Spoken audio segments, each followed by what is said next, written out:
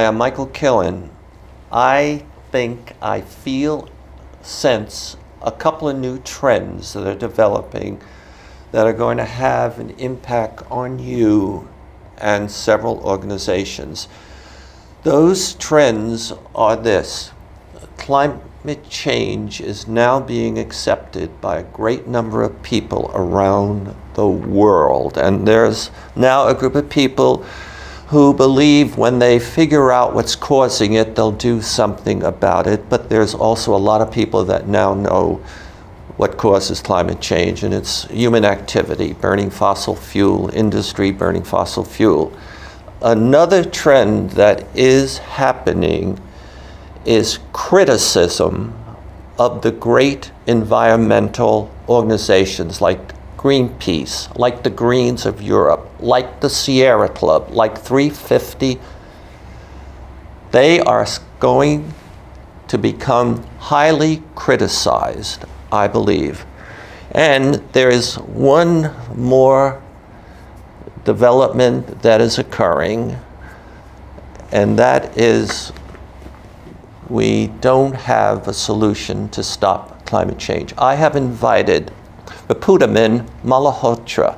He is the president of Malhotra, and he'll have to help me with that term, even though he's a good friend of mine, Malhotra Consultancy, to come on this show and discuss those developing trends. And you helped start one of those trends, and I meant to add in my introduction the trend that all this wonderful renewable energy is not friendly to the environment, and it can never, ever stop climate change. Ripudaman, hi. Michael, pleasure to be here. Thank you for inviting me again. Thank you. Could we start with, well, let's start with climate change. What signs do we see that tell us it is speeding up and it's going to have more of an impact on us sooner than possibly we think? We want to just, let's start there, okay? Okay. So the signs are all around us that the temperature has been rising.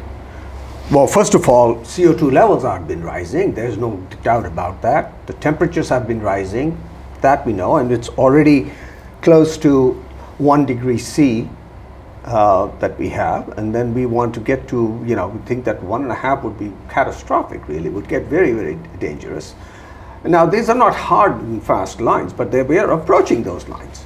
And if we just by the amount of greenhouse gases that have already been emitted, that are already there in the air, we predict that even if we stop producing any more greenhouse gases, we'll be crossing the 1.5 degree mark.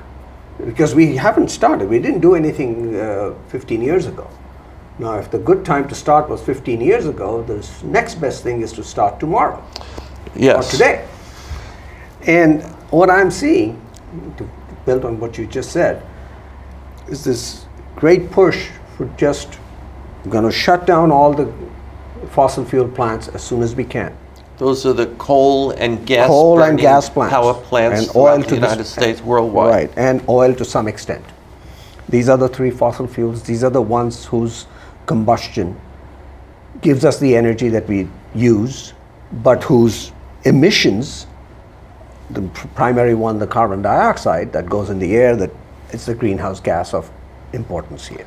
I just want to pick up on what you said. There's this movement to shut down all these big coal plants, gas plants worldwide. And isn't that great to get rid of those plants, because they're a primary emitters of what's causing climate change. So that's really great. But what's your problem? What's my problem? It's our problem. It's our problem. We need energy to survive. Yeah. Okay? The world needs energy to survive. Lack of energy is a big, big problem. We are paying the cost of that, which we don't often talk about. And that cost comes in the tune of more than 20,000 children under the age of 5 dying every day 20,000? 20,000. It's on the scale of what happened after the Fukushima the tsunami in northern Japan. That many children under the age of 5 are dying every day because of energy poverty. Because of energy poverty, they don't get the right clean water, they don't get the sanitation, they don't have so many other access to so many situations. The weather is changing, the climate is changing, it's getting hotter. There are lots of diseases and lots of things like that that happen that are associated with lack of energy. But you started out by saying what happened in Japan. That had nothing to do with Japan, with Fukushima. No. I was just saying, to put it in context, it's the same number. Happened to be like, what a hue cry it was when we said, oh my God, so many people died over there. Yes, that was a terrible tragedy. Fukushima? Yeah. How many people died? So from the tsunami? From the water, yeah. Yeah, from the tsunami, about 20,000 people died. I didn't realize that. And you're saying now there's another 20,000 dying every day. Every day, and this is because they don't have energy. They don't have enough energy. So the lack of energy is giving us like a tsunami hitting every day. That was my point. I'm sorry if I didn't make it clear. So that was just the allusion, just to remind you how viscerally we all reacted to that time. So on that order. Okay. Now can I go back to, you brought up this trend by many of the environmentalists, governments, France, they want to shut down these coal and well, let's just stick to coal, gas, and maybe oil. Right. So that's good. So what's the problem? Where are we going to get the energy from then? Well, the Sierra Club will tell me renewable energy will do it. Solar and those wind terminals, and 350.org will tell me the renewables will do it. Right. All these environmentalists say replace those plants with solar and wind. So we got a solution. Michael, we are barely to about 4% or so of the total energy in the world after the last all these years of huge development, exponential growth that people talk about. It has been growing, and we don't have decades to do this. We have to do it right now. And yes, it has increased. The contribution of renewables, wind and solar in particular, has increased about tenfold. But despite all that, it today is barely reaching a very small percentage of the total energy that we require. Yeah. We have to increase that. And they just don't provide the adequate amount of energy. It's okay to make an impact in some area. You can get some light where there is not things that are not connected to the grid. You can bring and improve the quality of life people over there. That's true. You can do that very quickly. But you cannot run industries on it. You cannot run things, big cities on it. Solar. You cannot, no. And wind. No, it just doesn't. And then you have to install so much more capacity because these things are intermittent. And if they're intermittent, then you also have to worry about how do I manage this? And you build up a Rube Goldberg type of a system of all kinds of things, connections, and to balance the intermittency challenge. And the fossil fuels, there are nasties in them, right? And we have to watch out for those. And yes, CO2 is a problem. So I don't see a way out of it without a very large source of clean energy, which is nuclear. All right. Can I paraphrase you and maybe ask a question? Sure. Are you saying that it's a nice idea to shut down all the coal plants and the gas plants, but the environmentalists are saying the energy source we need can be replaced by solar panels and those wind turbines? You're saying that's not only foolish, it's harmful. That kind of thinking, if followed through, is harmful to our survival. Would you elaborate on that? Am I incorrect? No, you're not incorrect. Actually, I should elaborate a bit more. A lot of the discussion from the politicians today, I mean, we just saw the big debate on climate change the other day, and I hear what the candidates are saying and all that. They're so focused on what's just the United States. Now, United States is a big country. United States is a large emitter of things, but its contribution to the total alone isn't going to suffice.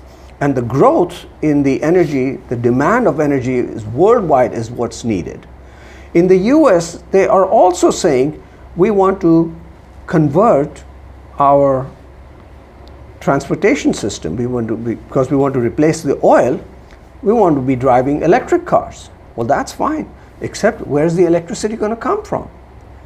Which means that there's a cubic mile of oil worth of energy that we use just for transportation these days. I need at least that much energy to provide in terms of electricity now. So if I look at the amounts of energy that is needed to supply the world's engine with the fuel, with the right fuel that it wants to thrive, and so that everybody in the world leads a healthy, productive life, that amount of energy is so much more than what we are currently using. The current consumption of oil, of energy in the world is around 4 cubic miles of oil.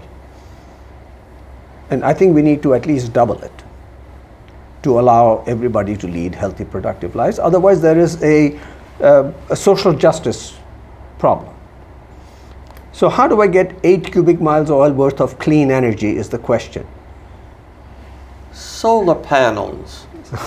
Right. Wind terminal. Right. And it's so ridiculous, right? Right. It's ridiculous. Yeah. It just doesn't scale. Here's another problem with this. Because they're intermittent, here's what they will say. Oh yeah, battery prices are coming. They certainly talk about the costs are coming and the costs are coming down. Yes, that's true, the costs are coming down, but that's not the real issue really.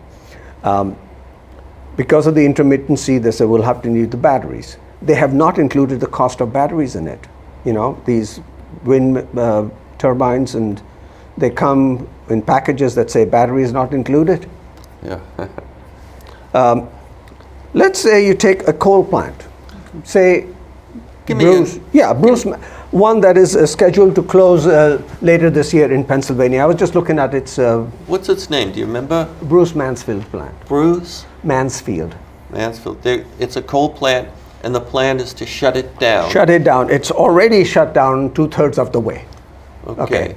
It's because things are going down. It's okay. But let's say I want to replace this last gigawatt that it is producing. And let's say 1 gigawatt is that much energy, let's say, okay? Yeah. All right, go ahead, I'm with you. 1 gigawatt of power. Of power. Power, not energy, power. That much. If I want to replace it with wind and solar, I need to at least triple it because they are not going to be operating all the time. Okay, so you triple it because when the sun is out and the wind is out, you can run the plant, right? You can make somebody else has made it because in the time that they are up, I would have made enough to then save it for the time when they are not, when the sun is down or the wind is not. So that's why you're tripling it. You triple so that means that the installed capacity, the materials needed, the tons of steel and concrete needed to build a wind turbine equivalent thing has to be tripled in terms of what the capacity was. If I had 1 gigawatt, now I need 3 gigawatts. The world operates on terawatt scale, which is 1,000 gigawatts. You know, so. So for every coal plant we shut down. Let's start with one coal plant. It's generating that much energy. Yeah.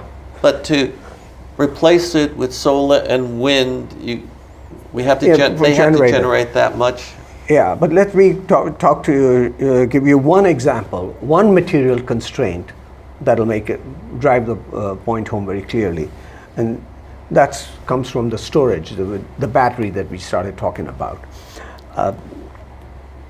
If I say that, because I need the storage for at least, say, 100 hours, that's like 4 days, okay?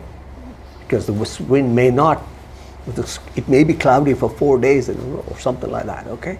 Just for 4 days worth, 100 hours worth of backup. That means it's a 1 gigawatt plant, 100 gigawatt hours. Every gigawatt hour of energy in a battery storage requires about 260 tons of lithium. Wait a second. Would you repeat that for a minute? The technology that is used for storage is the lithium-ion battery. All right. That requires lithium. And to store 1 gigawatt hour, I need 260 tons. To store 1 gigawatt hour of an energy, I need 260 tons of lithium. Would that be enough energy for a day for that plant you were referring to? No, that's not 1 gigawatt hour is not enough. I need 1 gigawatt hour is only 1 hour. 1 hour. I need at least 100 hours is what I'm saying. I need to store at least 100 hours. And you'd have to have how much lithium? 260 tons. That says that, among other things, the batteries are going to be harmful, really harmful to the environment, making them, no? Yeah, because how are you going to? But let's continue with this. Bear with me a little bit. Just let me see how much. So for 100 hours, I need. What did I say? So 260. So 26,000 tons. Okay, 26,000 tons. You know what the global production was last year? No. 60,000 tons. In other words, about half of the world's lithium production will go into one coal plant, replacing the power for the one coal plant.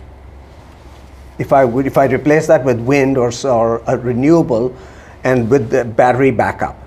Right now we are doing it without battery backup because we are using gas backup, or we are using coal backup, or we are using something else's backup, or hydro.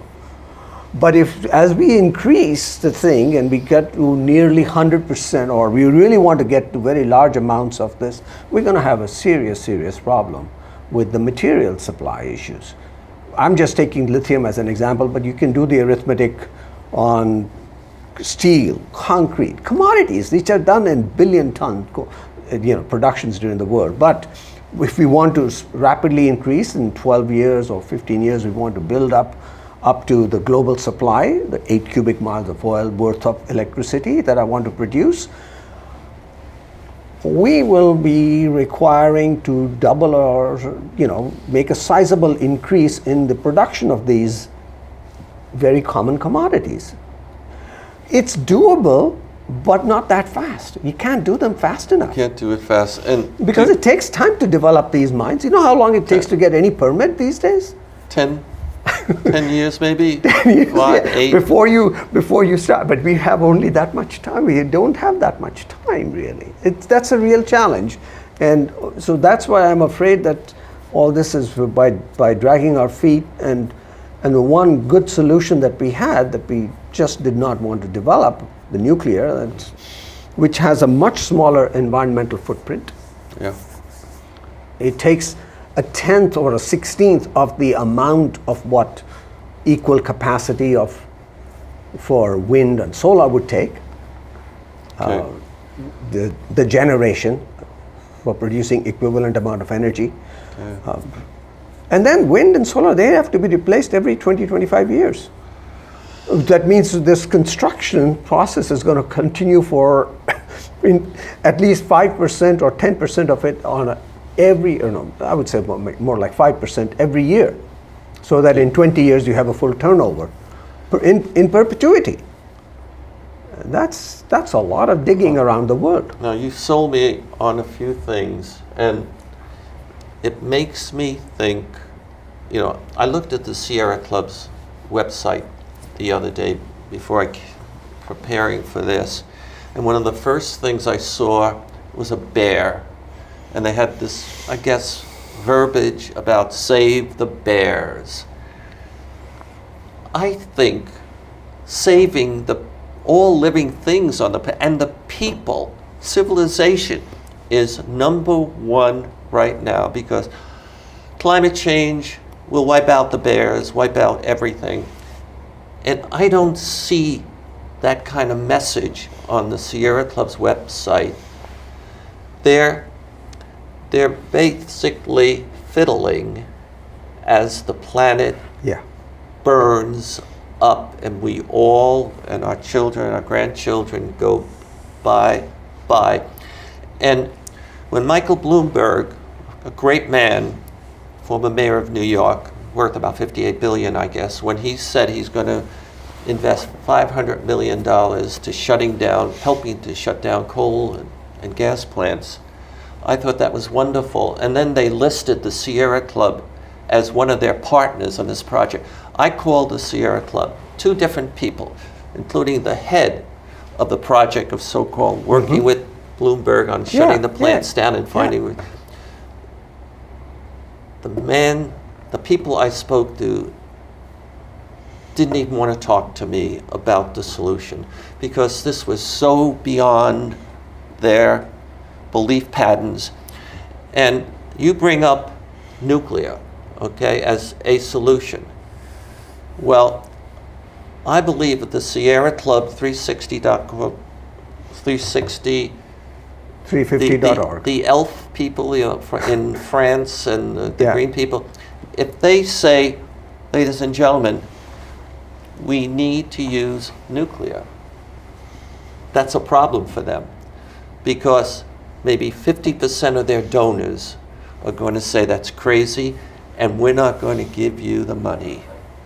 It's a terrible situation we're in. It is. I agree that, and I think it all started a lot with the fear. Maybe there were other motives, and I'm not going to go into people's motives, why they supported or these things. The International Atomic Agency bodies, a lot of it started with when we were developing weapons, and there were these atmospheric tests being done, and during those atmospheric tests there was a lot of radiation, and people were getting exposed, the soldiers and all that, and we had also had the World War, and there was still some so health effects of radiation were being studied. In that work, out of abundance of caution, we came up with a theory about that whatever we are seeing at a very high level of radiation, those health effects continue at low levels and low levels and low levels forever. So as if there is no threshold. It's linear and there is no threshold. It means below there is no level of radiation that is safe. So this is the problem. We have been brought up with the feeling that no level of radiation is safe. But the fact is we live with radiation. Our bodies evolve with radiation.